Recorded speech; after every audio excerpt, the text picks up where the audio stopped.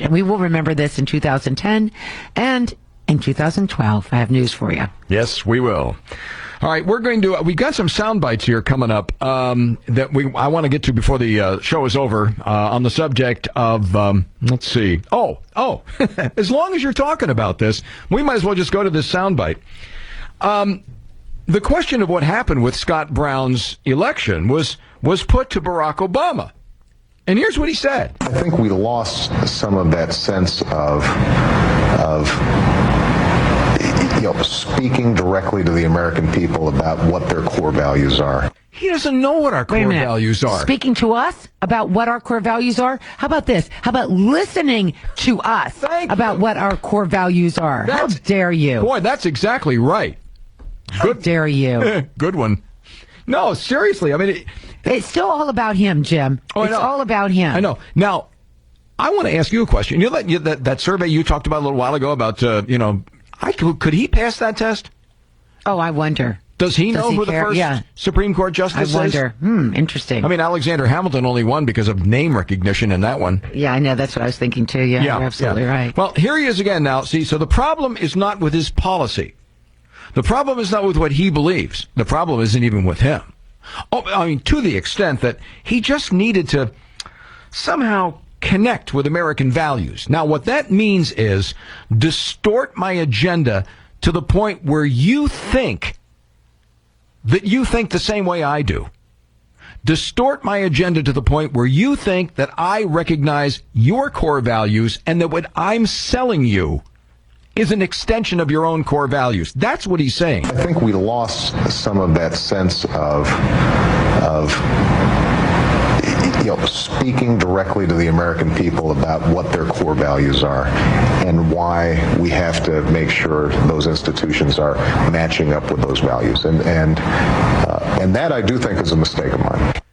Now, most of that is a rank amateur looking desperately for a coherent thought. Without a teleprompter. Yeah, I mean, the rest of that, I don't even understand what it is. Brett Baer on Fox News did a little investigating, a little research here. President Obama gave 411 speeches, comments, and remarks.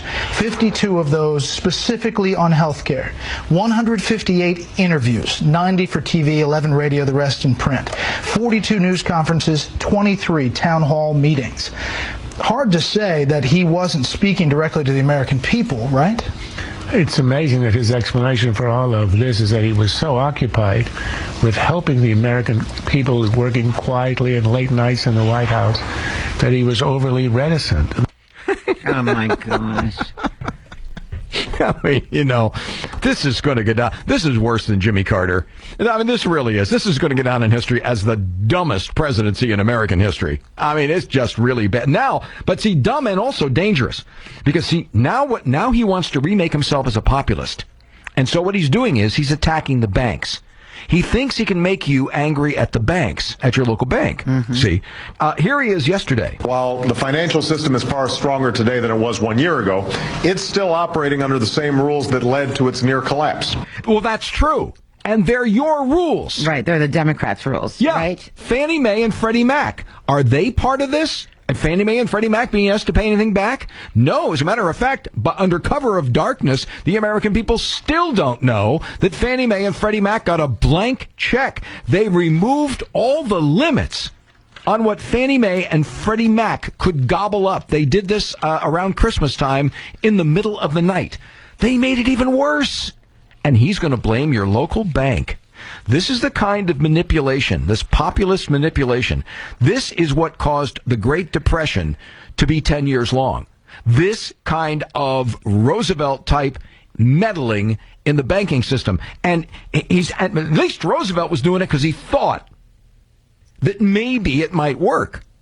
This guy's doing it because he just wants to distract attention from the fact that he's a total failure and make you angry at the banks. This is just rank populism from a guy who just made fun of pickup trucks. Can we just find something else for him to, think about? Is there nothing else? Is there something safe that he could, focus on? Oh, my God.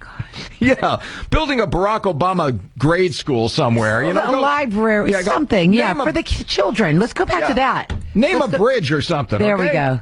Now, here's David Axelrod. I want you to listen to this. They see irresponsible behavior all around them on Wall Street in Washington, and they're angry about it. Well, yeah, well, what are you doing about the bad behavior in Washington? You notice how quickly he goes by Washington? And, it's the bad behavior on Wall Street. It's Wall Street. Look, Wall Street did what they did because you guys introduced the subprime mortgage, and then you sent Acorn out to scare the hell out of bank presidents and their families to force them to give loans to deadbeats. And you still haven't learned your lesson. You're still doing it.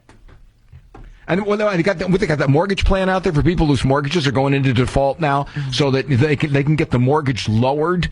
Okay, but they've screwed that up too. Only 1% of the people who are in default have taken advantage of this program because the program is set up so that the banks don't want to do it. I mean, these people are idiots. They're idiots, and they're also dangerous. They are dangerously meddling here. This guy wants you to be mad at the banks. You should be mad at him, and you should be mad at the socialists and the progressives in our government that had caused this thing in the first place. And year after year after year, despite 17 warnings from the Bush administration, year after year after year, come forward.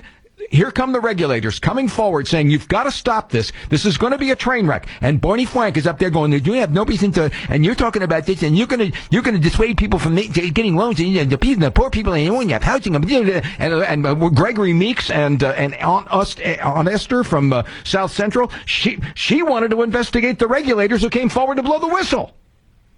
And the whole thing blew up in their face, and now they want to blame capitalism. How dare you? That's my line. Get your own line. Yeah, you're right. It is, isn't it? Sorry about that. Oh, one more soundbite. One more soundbite before we leave. We're not really leaving, but you mean before we go to break? Before we go to the break. One more soundbite. The Salahis. The gate crashers at the White House, the ones who we got a picture of them with Barack Obama in 2005.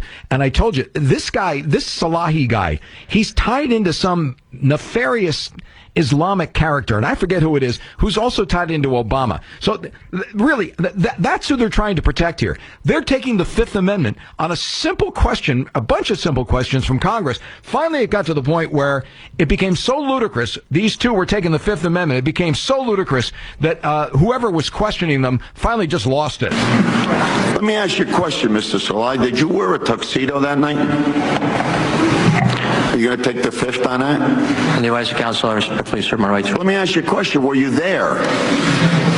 On the advice of counsel. Are you here today, Mr. Salai? Are you here right now?